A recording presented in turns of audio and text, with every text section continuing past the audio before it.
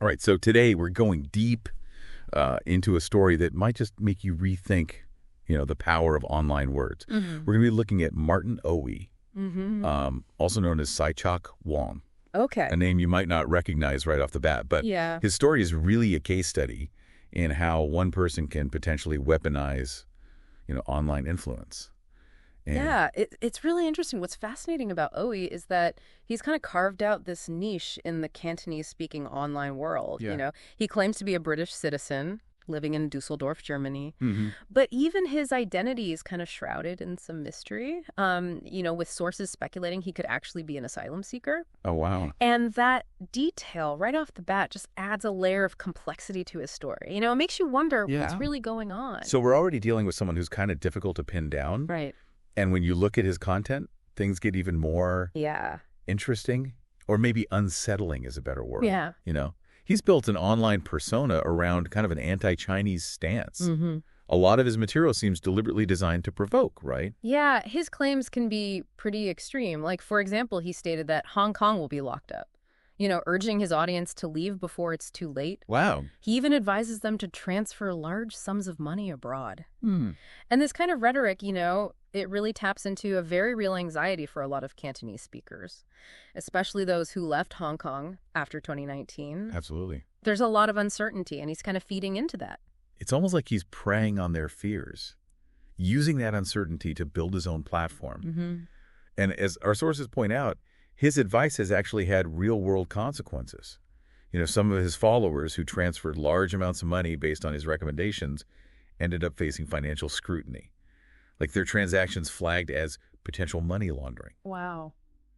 This is where you start to see how words online can actually have tangible impact offline. Yeah, it's a prime example of the unintended consequences of influence. Mm-hmm. Right? You say something online, you think it's just words, but it can have a real ripple effect. Exactly. But then as we dig deeper into the allegations against Owie, the picture gets even darker. It's not just, questionable financial advice. We're talking accusations of fabricated stories, inciting online attacks against anyone who criticizes him. Wow. And even collecting personal data, potentially violating European GDPR laws. And the GDPR violation is particularly troubling when you consider that many in his audience might be asylum seekers. Right? A group that's already in a very vulnerable position. Absolutely. What does collecting their personal data mean in that context? That's a crucial question. Asylum seekers are often wary of sharing personal information because they're afraid of repercussions. So if he's collecting this data without proper consent, especially from a vulnerable group, it raises some serious ethical and legal red flags. Yeah, so it's not just about inflammatory rhetoric. It's about potential exploitation. As well. And to make matters worse, there are allegations that he profited from selling masks during the pandemic, seemingly capitalizing on a crisis. Oh, wow. And then there's his claim to be a member of the UK Conservative Party. He even uses supposed written communication with them as proof, which he suggests links him to British politicians. Interesting. But those communications, they haven't been independently verified, right? So it makes you wonder about his motives. Yeah. Is this another way to build credibility and trust, especially among those seeking, some kind of connection to the UK? Mm-hmm. Is he deliberately blurring the lines between opinion and fact? Yeah. Between personal connection and actual political endorsement? I mean, these are tactics we see with a lot of influencers. But in Owie's case, it seems like the stakes are much higher.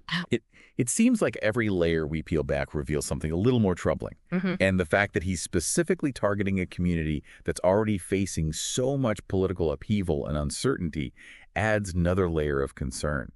So just how dangerous is Martin Owie? That's the question we're going to explore further as we dive deeper into the evidence and the allegations against him. It's pretty clear that this Martin Owie is a complex figure operating in a very sensitive space. As we've seen, his actions have kind of moved beyond just the online world into the realm of real world consequences, both for himself and potentially for his followers. And those consequences have now escalated to a new level. Yeah.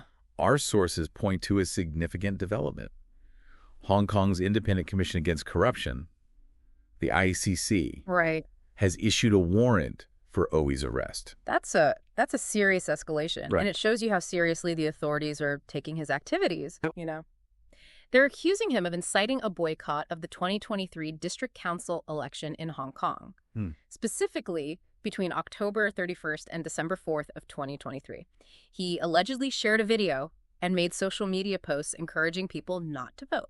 Now, for those who might not be familiar with Hong Kong's political landscape, could you explain why this charge is so significant and what the ICCAC's role is in all of this? Sure. The ICCAC is Hong Kong's anti-corruption agency. Okay. They investigate allegations of corruption across both the public and private sectors. So in this case, they're alleging that Owi's actions could be seen as undermining the integrity of the electoral process. Okay. Now, boycotting an election might not seem like a huge deal on the surface, Right. but in the context of Hong Kong's political climate, it kind of takes on a different weight. Right. You know, the district council elections are one of the few avenues for democratic participation in Hong Kong. Yeah. You know, they allow citizens to have a say in local governance and community issues. So by urging people to boycott the elections, Owi could be seen as trying to suppress voter turnout and potentially influence the outcome. Exactly. And this is where the argument of inciting illegal activity comes in. While Hong Kong has a separate legal system from mainland China, it's based on common law, similar to the UK system.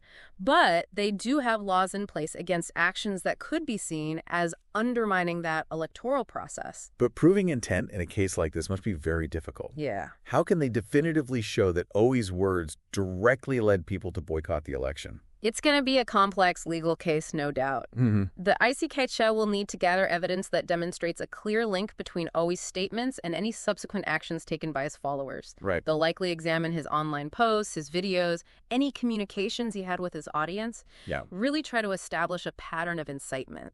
It's fascinating how this has evolved from online rhetoric to a potential international legal battle. And this really underscores the global reach of online influence. It really does. What are the potential consequences if Owi is found guilty? It's tough to say without knowing all the specifics of the case. Right. But inciting a boycott of an election can be viewed as a serious offense in many jurisdictions. You know, it could carry a hefty fine, a significant prison sentence, even extradition. Wow. Depending on the severity and interpretation of the law. This all paints a rather alarming picture of Martin Owi. We have accusations of misinformation, manipulation, potential data privacy violations. Right. And now this warrant for his arrest. It begs the question, is this simply a case of someone pushing the boundaries of free speech? Yeah. Or something more sinister? That's the million-dollar question, isn't it? Yeah. Is Owi a dangerous individual who's deliberately exploiting vulnerable people? Or is he just a provocateur who's kind of gotten over his head? Right. You know, it's a nuanced discussion that requires us to consider the complexities of online speech, the responsibility of influencers, and the potential for harm in the digital age. And that brings us back to a question we posed earlier. Yeah. Can someone weaponize free speech? Owi's case seems to suggest that the answer might be a resounding yes. It really does. But how do we define weaponizing in this context? Where does freedom of expression end and harmful incitement begin? That's the line we're trying to figure out. Yeah. Where is it? These are questions we'll continue to explore as we move into the final part of our deep dive. Yeah. So we spent this deep dive unpacking the case of Martin Owi, and it's clear that his story goes way beyond, one man's online activities. Yeah. It raises some really important questions about online influence, free speech, and the very real potential for harm in the digital age. Absolutely. It's easy to get caught up in the specifics of Owi's case, but I think the real value here is what it reveals about the broader challenges we face. Yeah. In a world where information spreads so rapidly and, anyone with a smartphone can become a powerful voice. So how do we navigate this increasingly complex digital landscape? We've talked about the responsibility of influencers, but what about our responsibility as consumers of information? Yeah. What can we do to protect ourselves from misinformation and manipulation, especially when it's coming from sources that seem credible on the surface? That's where media literacy comes in. Okay. And it's not just about fact-checking, although that's certainly important. Right. It's about developing a critical mindset, a set of skills that allows you to question, analyze, and evaluate the information you encounter online.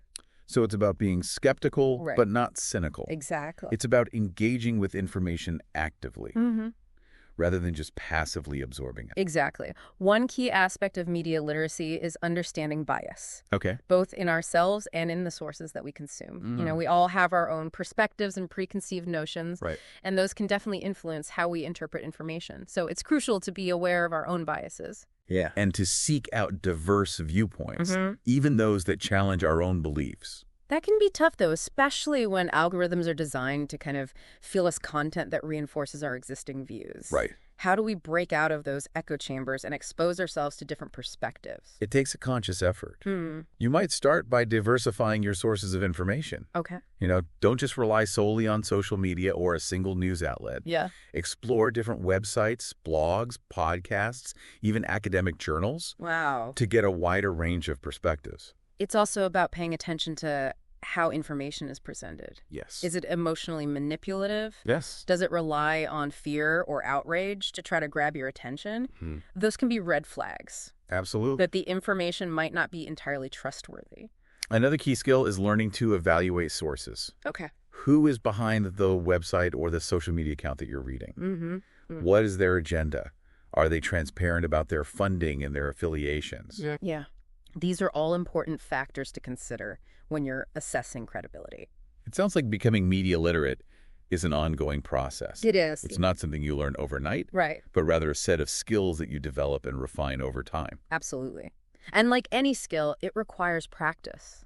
The more you engage with information critically, the better you'll get at spotting misinformation and manipulation. Right.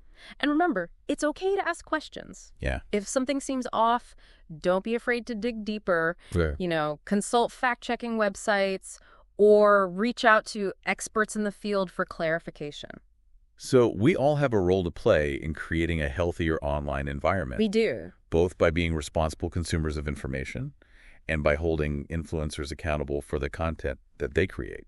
It's a collective effort. If we want a digital world where truth prevails and where information empowers rather than manipulates, we need to be active participants in shaping that world. We can't just be passive consumers. We need to be critical thinkers, discerning skeptics, and active citizens of the digital age. Martin Oi's story is a stark reminder of the power of online influence and the potential for harm when that power is misused. It really is. But it's also a call to action. It's a reminder that we all have a responsibility to be media literate, to think critically, and to engage with information in a way that promotes truth and understanding. Well said.